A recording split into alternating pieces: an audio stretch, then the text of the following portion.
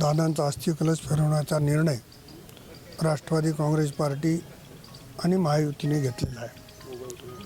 त्यानुसार काल इथं अस्थि कलशाचं आगमन झालं आणि आज जिल्ह्यामध्ये सर्व ठिकाणी आम्ही पोहोचवण्याचा प्रयत्न करतो, परंतु जास्त काळ लोकांना भावनिक ठेवू नये या भावनेमुळं आज काही भागामध्ये अस्थि कलशाचा रथ जाईल। त्या भागातल्या लोकांना अस्थि कलशाचं दर्शनही घेता येईल आणि उर्वरित ज्या भागामध्ये आमचा अस्थि कलश जाऊ शकला नाही त्या भागातल्या लोकांसाठी आम्ही गोदावरीच्या पवित्र अशा काळेश्वरच्या काठावर अस्थीचं विसर्जन करतो आहे, तर तिथे येण्यासाठीचं निमंत्रण आम्ही किंवा त्यांना तशा पद्धतीच्या सूचना दिलेल्या आहेत। अपघाताबाबत मुटकरी यांनी साशंकता व्यक्त केली आहे। आता अपघाताच्या संदर्भामध्ये अधिक बोलणं उचित होणार नाही। चौकशी तर होत राहील पण दादा काही वापस येणार नाही, त्यामुळं प्रत्येकाचं मत हे प्रत्येकाचा तर्कवितर्क वेगळा आहे। परंतु राज्याचे मुख्यमंत्री आदरणीय फडणवीस साहेब असतील, त्या खात्याचे मंत्री मोहोळ साहेब असतील यांनी तात्काळ चौकशीचे आदेश दिलेले आहेत। चौकशी होत राहील, सत्य बाहेर येत राहील।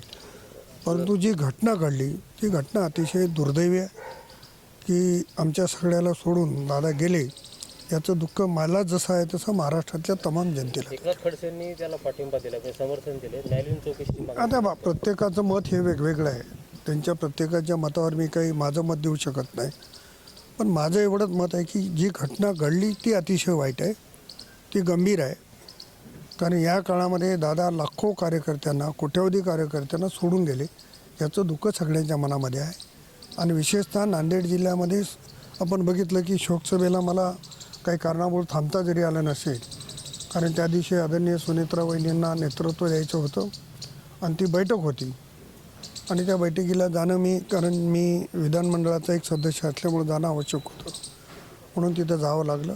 मी सुनेत्रा वहिनीचं त्या दिवशी मनापासून आभार मानले, कारण एवढा दुःखाचा डोंगर असताना कार्यकर्त्यांच्या भावना लक्षात घेऊन आता त्याच्यावरही तर्कवितर्क सुरू आहेत की त्यांनी एवढी घाई केली का। एक गोष्ट खरी आहे, घाई झाली नाही असं नाही, परंतु सगळ्यांना सांभाळायचं असेल तर कुटुंबाची सूत्र कोणाच्या तरी हाती घ्यावं लागतं आणि ती सूत्र आदरणीय सुनेत्रा वहिनींनी सगळ्यांच्या भावना लक्षात घेऊन घेतल्या, त्यामुळं त्या कार्यक्रमाला मी तिथं गेलो। परंतु नांदेडमध्ये सर्व पक्षाच्या वतीनं जी शोकसभा या ठिकाणी ठेवली आणि सर्वच पक्षाचे नेते आले, त्यांनाही मनापासून मी खरं तर आभार मानून अशा प्रसंगाला, परंतु त्यांनी आमचे दादांच्या सोबतला सहवास त्या ठिकाणी ओळमळून दाखवला। उज्ज्वल निकम जे ज्येष्ठ विधितज्ञ होते त्यांनी सुद्धा शंका घेतली की ऐनवेळी पायलट कसा बदलण्यात आला।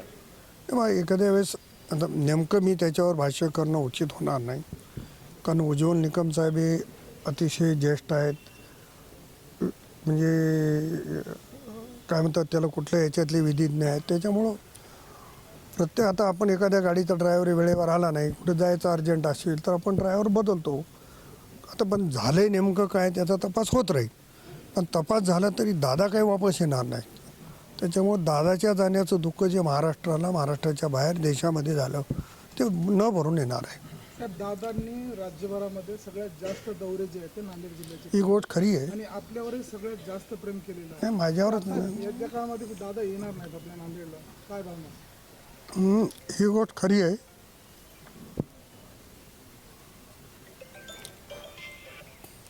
दादा पुण्यापेक्षा नांदेड, पुण्याच्या नंतर जर सगळ्यात जास्त काळ आले असते तर नांदेडला आले, परंतु वहिनी आहेत, तटकरे साहेब आहेत, हे सगळे सामावून घेतील नांदेडकरांना आणि माझ्या एकट्यावर नाही तर तमाम नांदेडकरांवर त्यांचं प्रेम होतं।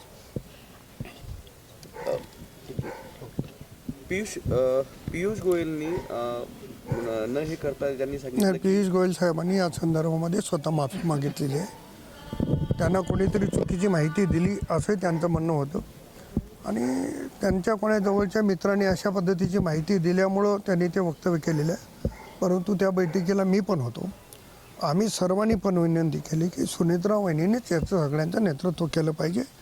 त्याची काही प्रोसिजर आहे की आमच्याकडे अखिल भारतीय जी काही कमिटी आहे त्या कमिटीची बैठक व्हावं लागते आणि त्या कमिटीमध्ये निर्णय व्हावा लागतो, त्याच्यामुळं ते थांबलेलं आहे। आणि त्या दिवशी प्रफुल्ल पाटील साहेब पण बैठकीला होते आणि त्या सगळ्यांच्या भावना एकच आहेत की सुनेत्रा वहिनीने नेतृत्व केलं पाहिजे।